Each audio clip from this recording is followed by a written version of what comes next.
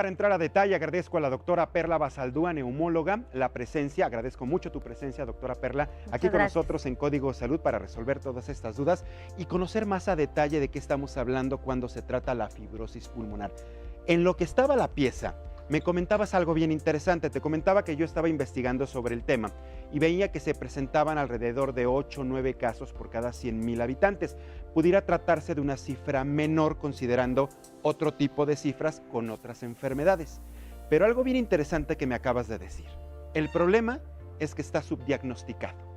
Es correcto, Mariano, muchísimas gracias Al contrario, por la invitación. La fibrosis pulmonar es un tema que debe de abordarse con un punto de vista un poco más específico. Decir fibrosis pulmonar es comentar cicatrices en el pulmón, lo que hacen que nuestro pulmón se vuelva duro. En realidad, el término correcto es enfermedad pulmonar intersticial difusa. Si yo a uno de mis pacientes les digo, usted tiene enfermedad pulmonar intersticial difusa, pues el paciente me va a decir, doctora, ¿qué es eso? El término común es decir fibrosis pulmonar, pero en realidad son las enfermedades intersticiales las que ocasionan la fibrosis pulmonar. De manera general podemos dividirlas en dos grandes grupos, las de causa conocida y las de causa desconocida. Todas aquellas enfermedades que afectan el pulmón, que forman cicatrices y que llevan a que el pulmón se haga duro, que el paciente no pueda respirar, le falte el aire, no pueda pasar bien el oxígeno a través del pulmón hacia la sangre, son las denominadas EPITS o enfermedades intersticiales.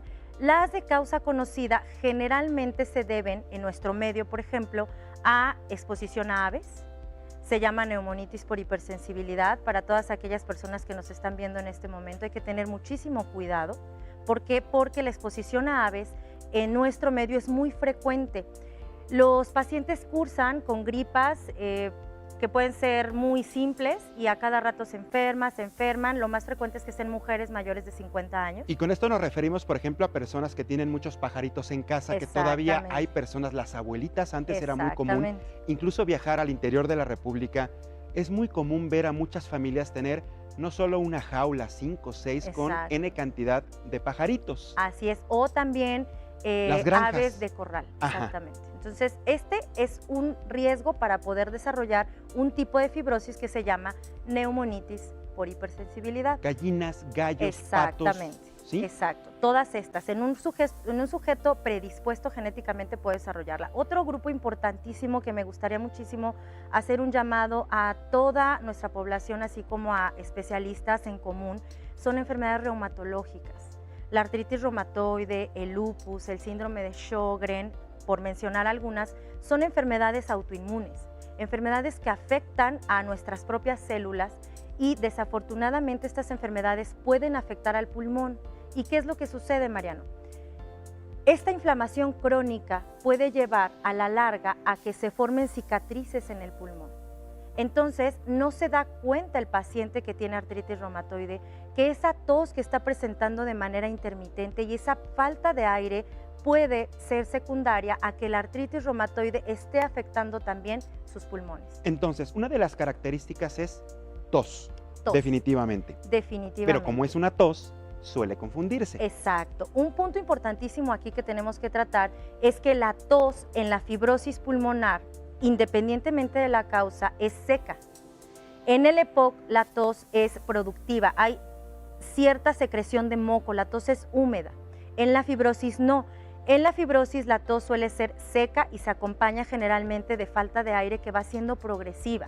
El paciente sube un piso o sube 2 pisos en su casa a toser y empieza, se cansa. exactamente, Le ese falta es uno de el los aire. puntos importantísimos. Otro tipo de fibrosis de causa conocida son las enfermedades asociadas a tipo laboral.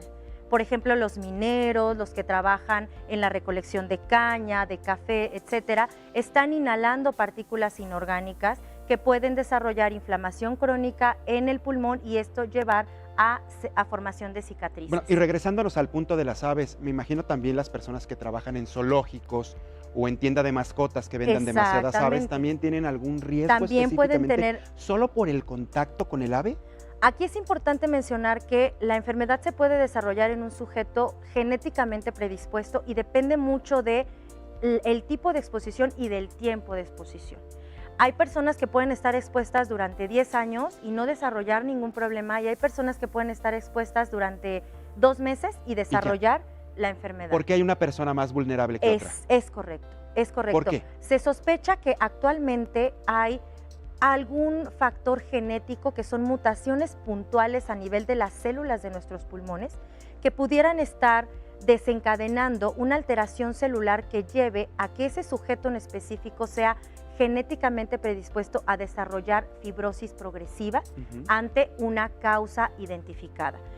Es muy importante también mencionar que hay otro grupo de enfermedades que son las de causa desconocida. Las de causa desconocida, aquí es donde entra la fibrosis pulmonar idiopática. Esta es la que cuando los pacientes se les da un diagnóstico de fibrosis pulmonar, pueden consultar en internet y es la primera enfermedad que surge en medios de comunicación vía internet. Sin embargo, para poder diagnosticar fibrosis pulmonar idiopática, primero tengo que descartar que no sea una artritis reumatoide, que el paciente no esté expuesto a aves, que no tenga algún tipo de exposición laboral. Entonces, ¿por qué la diferencia? Y enfatizar muchísimo en esto, Mariano, porque la fibrosis pulmonar idiopática tiene un peor pronóstico. Cuando yo no encuentro la causa de la fibrosis, el paciente tiene un pronóstico de sobrevida de 5 años al momento del diagnóstico.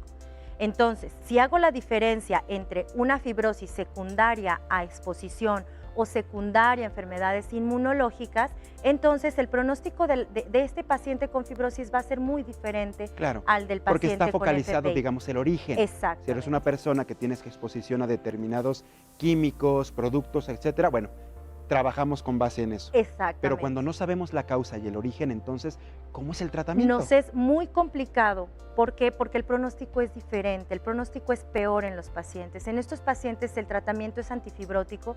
Estos tratamientos antifibróticos lo que hacen es tratar de hacer más lenta la pérdida de la función pulmonar. ¿A qué me refiero con esto? El pulmón se hace duro. Entonces, cuando nosotros respiramos, normalmente jalamos aire y hacemos... El pulmón se expande, es elástico. ¿Qué pasa con la fibrosis? En lugar de hacer esto, nuestro pulmón hace esto. No se puede expandir, es como intentar meter aire en una caja dura. Entonces esto merma mucho la calidad de vida de los pacientes, no los deja respirar, no puede pasar por las cicatrices el oxígeno a la sangre, entonces esto conlleva que los pacientes tengan muy mala calidad de vida. Definitivamente estamos ante la presencia de una enfermedad, un padecimiento pues muy peligroso. Es correcto. Porque ya que nos comentas, por ejemplo, en el caso de los pacientes que se desconoce el origen y la causa, la expectativa de vida son 5 o 6 años, es muy poco tiempo de expectativa de vida.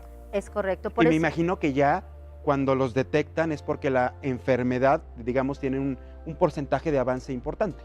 Es correcto, Mariano. Cuando la enfermedad ya da síntomas, desafortunadamente empieza a haber desoxigenación en los tejidos del paciente, empieza a haber más tos que hace que su calidad de vida se vea afectada. Entonces, el paciente acude a consulta. Un punto importante aquí, que es un llamado a los médicos de primer contacto y especialistas en común, es que un paciente que tose más allá de 3 a 6 meses y que tiene tos seca, forzosamente hay que tomarle una radiografía y hay que tomarle una espirometría. La espirometría nos dice que este paciente tiene restricción en su capacidad funcional. Entonces no hay que dejarlo con un antibiótico, con otro antibiótico y mandarlo a otro médico y a otro médico. Lo que hay que hacer es referirlo de manera inmediata con el médico especialista, es decir, con el neumólogo, si es factible, neumólogo con alta especialidad en enfermedad intersticial. No quiere decir que el neumólogo general no pueda diagnosticar esta enfermedad, al contrario, somos un equipo. Entre más especialistas colaboremos en estos grupos multidisciplinarios es muchísimo mejor.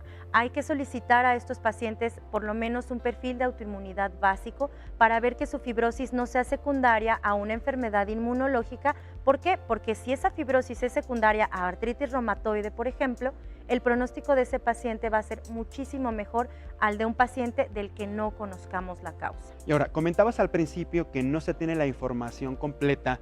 El hablar, por ejemplo, de 8 o 10 casos por cada 100,000 habitantes son los casos contados, pero exactamente cuánta cifra negra no existe. ¿Cuántas personas andan en la vida con este tipo de padecimiento, fibrosis pulmonar, en un grado específico y no ha sido diagnosticada? Es correcto, Mariano. Realmente no tenemos una cifra específica.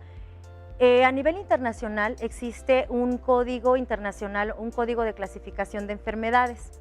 Actualmente esto es algo que me gustaría compartirles a nuestros colegas especialistas. El código CIE 11 ya está vigente desde junio de este año y ya incluye el código de varias enfermedades intersticiales como es fibrosis pulmonar idiopática, por ejemplo, y esto nos permite, al tener un paciente diagnosticado, poder subir con ese código a una estadística y poder tener una epidemiología mucho más certera de realmente cuántos pacientes con fibrosis pulmonar podemos llegar a tener en un futuro. Entonces, aquí el principal llamado es encaminar a un paciente que tenga tos crónica de predominio seca, falta de aire, inmediatamente con el médico especialista.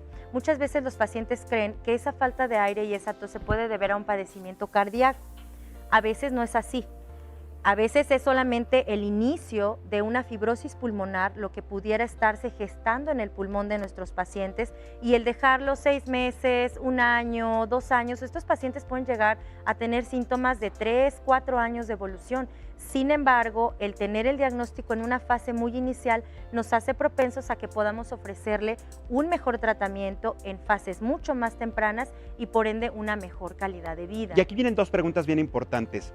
¿En qué momento tienen ustedes identificado que comienza la aparición, por ejemplo, de esta enfermedad? Es decir, si el primer síntoma es una tos y suele confundir la gente, podemos tener tos por N cantidad de situaciones, ¿en qué momento sí nos tiene que alertar? Entiendo que por ustedes, ya cuando pasa, por ejemplo, 5 o 6 meses y la gente sigue presentando tos, yo creo que eso es importante hacerlo. Es correcto. Pero, además de esto, ¿qué más podemos hacer para acudir con ustedes los especialistas y comprobar si se trata de una fibrosis pulmonar o descartarla? Que eso también es bien importante. Exacto. Y segundo, ¿a partir de qué edad o grupos ustedes también tienen focalizados al mayor número de enfermos?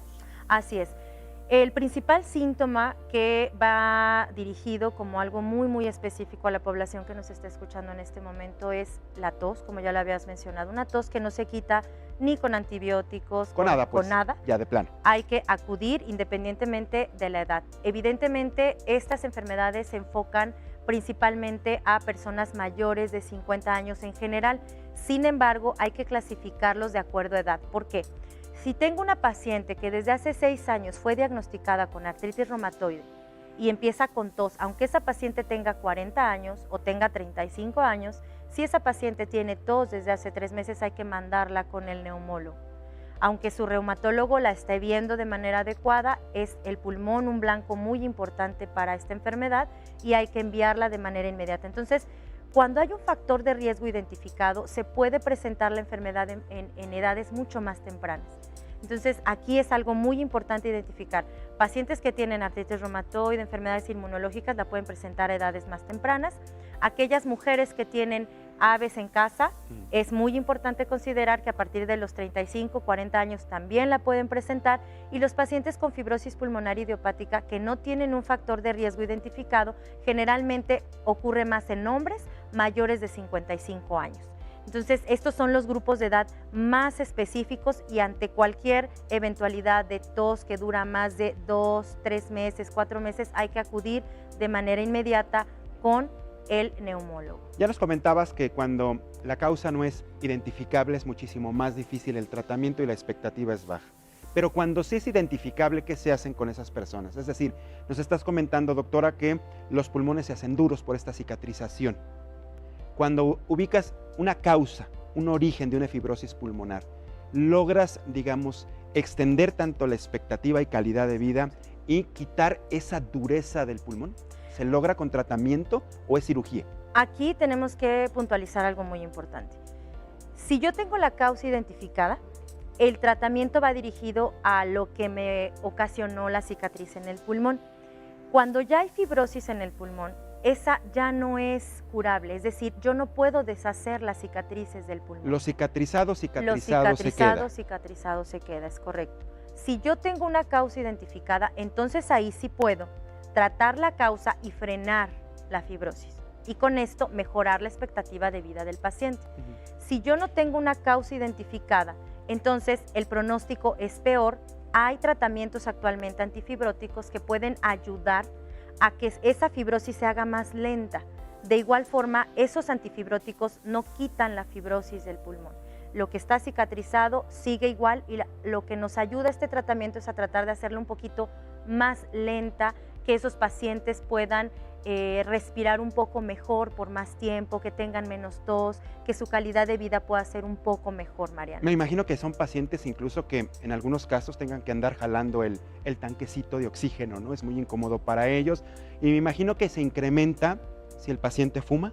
Sí, claro, por supuesto. El tabaquismo es uno de los principales factores de riesgo en los pacientes que tienen fibrosis pulmonar idiopática. Se ha identificado un alto porcentaje de pacientes que fumaron con diagnóstico de fibrosis pulmonar idiopática. Entonces, aquí el llamado es a hacer el diagnóstico temprano. ¿Para qué? Para que si tenemos una causa, entonces podamos tratar la causa y evitar que ese pulmón se haga fibrótico, y si no tenemos una causa, tratar de iniciar tratamientos lo más pronto posible y entonces ese paciente pueda tener más años con una mejor calidad de vida. Sí, por supuesto que sí. Entonces yo me quedo básicamente con lo que nos comenta, sobre todo focalizar el origen, si son personas que tienen mucho tiempo conviviendo con aves, los pajaritos, por ejemplo, aves de corral, las personas que trabajan en los zoológicos, y con esto si manifiestan una tos por más de 6 meses, seca, con cansancio, ¿no? Que no pueden ni subir 3 escaleras porque ya se están agotando, importante acudir directamente con el neumólogo. Con el neumólogo, Mariana, importante, muy bien. Y aquí un punto importante que me gustaría enfatizar es que a veces las pruebas diagnósticas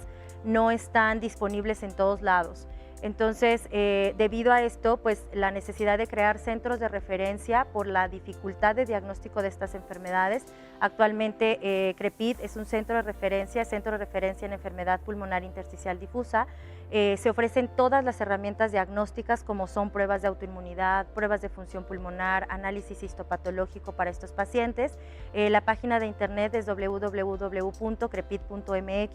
Aquí cualquier paciente puede acudir para apoyo diagnóstico. Lo más difícil en estas enfermedades, Mariano, es poder llegar al diagnóstico definitivo. Sí, me imagino. Eso es lo más complicado. Por la confusión al principio, que se confunde, la gente no sabe, incluso hasta los especialistas pueden malinterpretar un diagnóstico. Es correcto. Pues doctora Perla Basaldúa, neumóloga, muchísimas gracias. Tu casa, como siempre, es Código Salud. Nos da muchísimo gusto que vengas. Ven más seguido a platicar de estos temas interesantes, sobre todo para prevenir, que es lo que nos interesa. Es correcto. Perla Muchísimas Basaldúa, gracias.